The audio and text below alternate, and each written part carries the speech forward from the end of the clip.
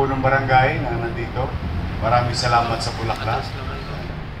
At mga officers and members na samahang kardero and guests sa ating mga kababayan sa lungsod at yung ating nagdula kanina or nag-perform. Magandang umaga. Welcome po sa lungsod ng Maynila. Now, ito ay I think isa sa mga araw at marami pang araw sa ating bansa na dapat pagtuunan at bigyan ng oras at ipagdiwang upang patuloy na maipaalala sa mga dumadako sa mga ganitong lugar sa buong bansa na ang mga bato, bakal na itinatatag o rebulto na itinatatag ay hindi lamang isang bahagi ng disenyo ng lugar. Ang ating mga ninuno ginawa ang ganitong mga pagawaing bayan upang ipaalala sa mga susunod na henerasyon na kapag ikay nagbuti sa iyong kapwa, minahal ang iyong bayan, you will be immortalized by the next generation. Ito ay nagiging tanda ng alaala ng kabutihan ng ating mga ninuno na siya namang bagay, lalo na sa mga kabataan ngayon, na huwag makalimutan. Freedom is not free. Freedom comes with responsibility. Hindi po pwedeng ikinikipit balikat na lamang natin yung ating tinatamasang kalayaan sa pang-araw-araw na pamumuhay bilang tao at sa ating bansa bilang Pilipino. Ito'y may kaakibat na responsibilidad. Katulad ng isang ordinaryong mamamayang si Juan de la Cruz, mano ba naman sumunod ka sa mga simpleng alituntunin? Ito'y pagkilala na at pagiging responsable mamamayan tungo sa kaayos ng ating pamayanan. Kaya let us not, sa mga kabataan, let us not take it lightly. Maraming dumanak na dugo kung bakit tayo malaya ngayon. Yan ang word ng Panginoon. Kaya nga there was this, merong isang insidente noong first mayor ko. Mahilig kasi ako pag going around, ikot na ikot. Nakita ko yung rebulto ni Ungping sa kanto ng Ungping. Puro echas ng ibon, bote ng beer, and it's chaotic. Doon, simula noon, namulat ang isipan. Talagang medyo nagpanting din ng ba't ganon? Ba't ganon natin ituring yung mga ganitong estatwa, rebulto, na para bang baliwala na lang. O napasiyasa tuloy ako. Nakita ko na yung kahalagahang ibinigay niya sa revolusyon noong mga panahon na yun. Katulad ni Marcelo Exley.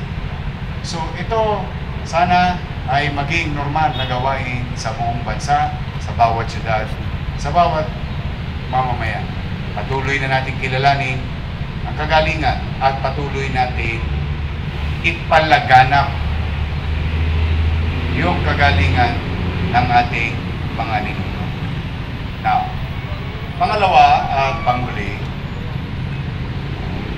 natutuwa naman ako na yung mga binabasa lang namin sa dyaryo nung araw, nakikinig sa akin ngayon. Can you imagine, no? Nung araw, Siyempre, ako, Law School of St. Andrews Field. Mababang paralan ng San Andres Bukid. Then talagang hindi ako pinalad na karoon ng magulang na kaya ko pang pag-aral. So the only way para matuto ako na matuto, magbasa na magbasa. Just so you know. Unti-unti, tinatama ko ng tinatama yung aking mga grammar sa wikang Banyaga, and I put it into practice. Para pag napanood ko yung sarili ko, sabi, shit, sabi. At least, along the way, not to do the same thing again, over and over again. But may awa ang Diyos, magpipino rin yan.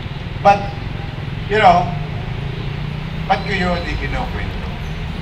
Mahalaga pa rin kasi sa panahon ngayon ng teknolohiya ang mga katulad ninyo na hindi nyo siya ginagawang profesyon lamang ang journalismo.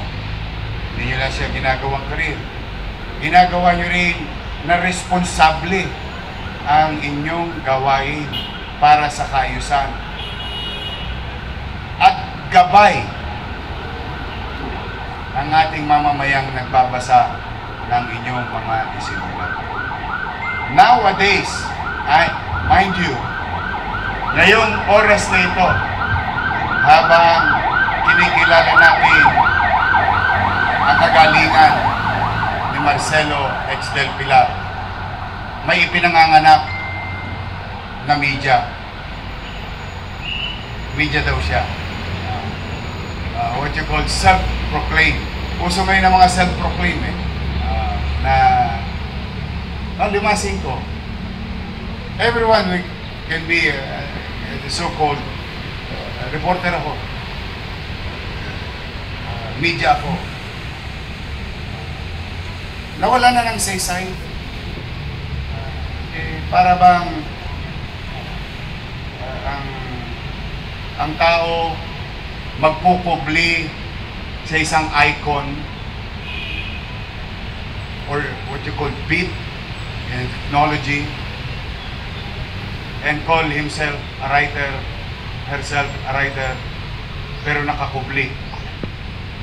Kasi ang tunay na mamamahayag, hindi naman kailangan magkubli sapagkat hindi mo naman ginagawa yan para siraan ang isang tao at magbigay ng fake at hindi totoong balita. Kaya sinabi ko siya, hindi nyo lang kinakarir. Kinakargahan nyo pa sa inyong balikat ng responsibilidad ang mga bagay na ginagawa ninyo.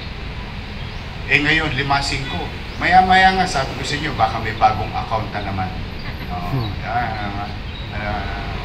Balitang balitang ganito. And there's so many noise. Lalong umiingay. What? I don't know. Is it purposely driven? Noise? To confuse our people? To dilute?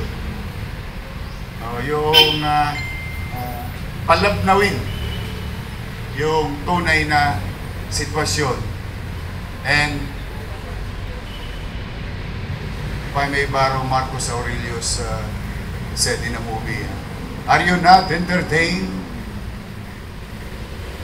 So, good thing that there is such organization like Claridel na maaari pa rin namin at iba pang mga maayos na organisasyong journalismo na maaari pa rin puntahan, takbuhan ng sino mang mamamayan na maaaring may magandang kwento o what you call social relevant story, maaaring mga kwentong pwedeng kapulutan ng aral, maaaring kwentong maisusulat na maging inspirasyon. At ang mga manunulat ay mga kilalang manunulat na hindi nagkukubli, walang ikinukubli sa kanilang pagkatao. And that's why I was kahapon nakakarap ko yung mga kabataan, mga leader kabataan sa Lyceum, and I told them, sabi ko, don't be disturbed by noise. You should know, if you're interested to a story, a person, or a situation, you have to dig deeper. Especially, mas lumala pa ngayon. In the last couple of months, pwede na pala ako maging journalist. A simple prompt in a computer, I can have platform. Anong tawag dito? Platform. Stories. Lalagyan ko lang ng kwento, Stories and mga 2 word, 3 words in a 1 line, and let the AI come up with, then with a pen name, tomorrow I'm a journalist. So it's really very dangerous. That's why in our own little way, sa maliit naming kaparanan, bilang inyong pamahalang lungsod ng Maynila, in this type of occasion, we support in our own little way. I don't know if this is struggle or celebration, but your goals, your dreams, and your aspirations as organization to pursue excellence, the field of journalism, fairness, pagiging matapat, makatwiran. Maaaring minsan tayo nagkakamali din. Wala naman perfecto. Si Jesus lang ang perfect. Pero in every organization, normal naman yan. Kami nga rin naman eh. But what matters most is the goal. Common goal. Mapabuti ang ating bansa. Mapabuti ang ating pamayanan. Mabigyan ng boses. Tunay na boses ang mamamayan. Ganyang kaming lumaking mga bata. Although talagang iba rito parang nanay ko na. We were brought up that way when we were young. Marami pa rin naniniwala sa inyo. Kaya don't give up. We continue to believe on what you're doing. Muli, maraming salamat sa pagkakataon na ito. Ako'y maging bahagi ng programa ninyo. As a matter of take home, pag after the party, meron kayong Sharon Cuneta. Iuwi ninyo. Ang inyong lingkod, 10 ng aking mga kasama. Iuwi ninyong bawon ang lungsod ng Maynila sa pamumuno habang tangan-tangan ko. Magbubuti kami.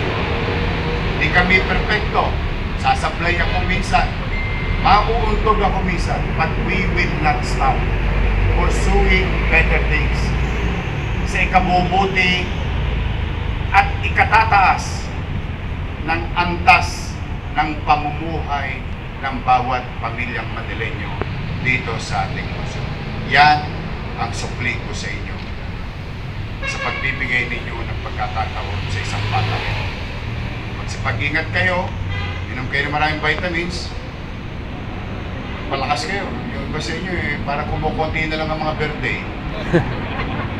We need you. We need you to guide the next generation, the next set of journalists. You transfer skills and knowledge and experience to others that Plaridel as organization will celebrate in the next 50 years of our life, or maybe 100 years. Magandang umaga, pagpalain nawa kayo ng buong Pilipinas. Maraming salamat. Manila, God first. Thank you. Thank you very much. Mabuhay ka, Mayor. Mabuhay ka. Maraming salamat. Yan po yung sa inyong mga inspirational messages para sa Samahang Plaridel. Okay? At